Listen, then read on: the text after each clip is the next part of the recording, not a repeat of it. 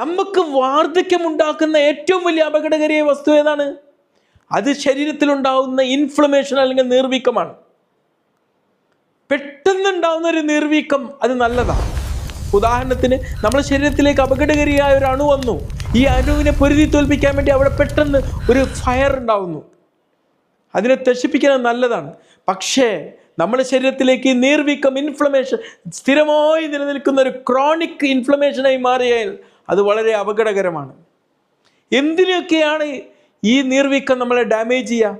നമ്മുടെ രക്തക്കുഴലുകളെ ഡാമേജ് ചെയ്യും, നമ്മുടെ സന്ധികളെ ഡാമേജ് ചെയ്യും, നമ്മുടെ തലച്ചോറിനെ, നമ്മുടെ ലിവറിനെ, നമ്മുടെ ഹൃദയത്തെ ഒക്കെ ഇതങ്ങ് ഡാമേജ് ചെയ്യും. നമ്മുടെ ശരീരത്തിനുള്ളിൽ ഉണ്ടായിക്കൊണ്ടിരിക്കുന്ന നിത്യവും നിലനിൽക്കുന്ന അപകടകാരിയായിട്ടുള്ള ഒരു ഫയർ, ഒരു അഗ്നിബാധയെ പോലെ ഇതങ്ങനെ നിന്നുകൊണ്ടിരിക്കും. അപകടകരമാണത്. നമ്മുടെ ആരോഗ്യത്തെ മുഴുവനും കത്തിച്ച് കളയുന്ന ഒരു തീ, ഒരിക്കലും അണക്കപ്പെടാത്തൊരു തീയായിട്ട് നമ്മുടെ ശരീരത്തെ ഇതിങ്ങ് നശിപ്പിച്ച് കളയും. എന്തൊക്കെയാണ് ഈ അഗ്നിബാധ നമ്മുടെ ശരീരത്തിൽ ഉണ്ടാക്കുന്നത്?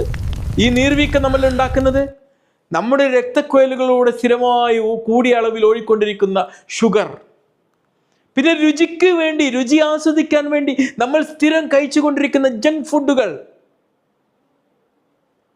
നമ്മളിങ്ങനെ മൊബൈൽ ഫോണിലൊക്കെ സ്ക്രോൾ ചെയ്ത് നഷ്ടപ്പെടുത്തുന്ന നമ്മുടെ ഉറക്കക്കുറവ്,